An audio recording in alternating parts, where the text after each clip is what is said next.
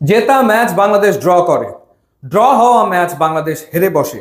শেষ মুহূর্তে গোল খাওয়াটাকে যেন অভ্যাসে পরিণত করেছে বাংলাদেশ দল, অথচ সুযোগ তৈরি হয়েছিল 5 বছর পর নেপালকে হারানোর। বাংলাদেশ এগিয়েছিল 2-1 গোলে, কিন্তু ওই যে শেষ মুহূর্তে ভুল এবং শেষ মুহূর্তের ভুলের খেসারত দিয়ে ম্যাচটা ড্র হয়ে গেল। অথচ এই ম্যাচটা জিতে আত্মবিশ্বাসটা বাড়িয়ে 18 তারিখ ভারতের বিপক্ষে বাংলাদেশ মাঠে নামতে পারতো। হামজা চৌধুরী আর কি করবেন, তার আর কি করার বাকি আছে? তিনি বাইসাইকেল কিকে গোল করলেন, তিনি পানেনকা পেনাল্টিতে গোল করলেন, যেগুলো আসলে কখনো আমরা দেখিনি বাংলাদেশের ফুটবলে। বাইসাইকেল কিকে তিনি যে গোলটা করেছেন এবং যেই গোলে বাংলাদেশ আসলে ম্যাচে সমতা ফিরিয়েছিল, সেটা আমার তো দেখা বাংলাদেশের অন্যতম সেরা গোল। এরপরে একটা পেনাল্টি পেল বাংলাদেশ, সেখানে তিনি পানেনকা পেনাল্টি নিলেন, অদ্ভুত গোল, সেটিও বাংলাদেশ উদযাপন করলো। 2-1 গোলে এগিয়ে গেল এবং মনে হচ্ছিল যে বাংলাদেশ ম্যাচটা জিতে বেরিয়ে আসতে পারবে, কিন্তু না, ভুল শেষমেশ হলোই। এবার যদি ফার্স্ট হাফের কথা বলি, ফার্স্ট হাফে বাংলাদেশ বেশ প্রেসিং ফুটবল খেলার চেষ্টা করেছে। একেবারে বলা যায় যে বল পজিশনে বাংলাদেশ অনেক এগিয়ে ছিল। নেপাল আসলে বাংলাদেশের বক্সে ঢুকতেই পারছিল না। তারা ফার্স্ট হাফে মাত্র 2বার ঢুকতে পেরেছে, কিন্তু ওই 2বারের ভেতরে একবার তারা আসলে গোল করে ফেলেছে।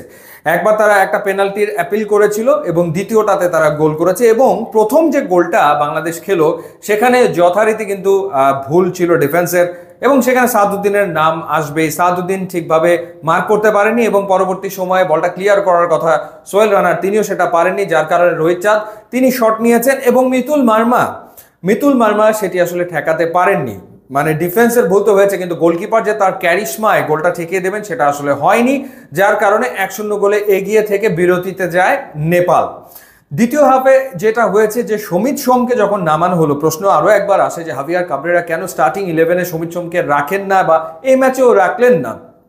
সমিত সোম ক্লাবের হয়ে লাস্ট ম্যাচটা খেলেছেন -ডিগ্রিতে, বরফের ভিতরে খেলা হয়েছিল কাভালরি এফসির, সেই কারণে মানিয়ে নিতে সময় লাগছে কিনা কে জানে। যাই হোক, সেকেন্ড হাফে সমিত সোম নামার পরেই কিন্তু বাংলাদেশের খেলার ধরন পুরোপুরি পাল্টে যায় এবং কাবরেরা যে গোলটা করেছেন সেই গোলের সূচনাটা কিন্তু সমিত সোমের পা থেকে আসলে লেফট ফ্ল্যাঙ্ক থেকে এসছে। পরবর্তী সময় জামাল ভুঁইয়ার মাধ্যমে বলটা গিয়েছে হামজা চৌধুরীর কাছে এবং তারপরে সে অবিস্মরণীয় গোল, অর্থাৎ বাইসাইকেল কিকে, মানে যতবার আপনি দেখবেন ততবার আপনার ভালো লাগবে, আপনার মন ভরে যাবে, এরকম একটা গোল হামজা চৌধুরী করলেন।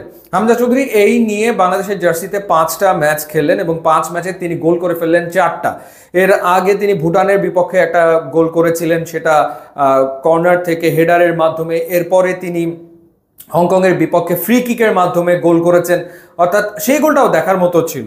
সো হামজা চৌধুরী গোল করছেন, 5 ম্যাচে 4 গোল তিনি করে ফেলছেন, যেটা আসলে তার তো কাজ না। মানে ক্লাব ফুটবলে তো তিনি ওই পজিশনে খেলেন না, তিনি ডিফেন্সিভ মিডে খেলেন বা রাইট ব্যাকে খেলেন, তো সেই জায়গাটাতে বা লেফট ব্যাকে খেলেন, তো সেই জায়গাটাতে তিনি আসলে ওপরে উঠে আসছেন দলের প্রয়োজনে, কারণ কেউ গোল করতে তো পারছে না।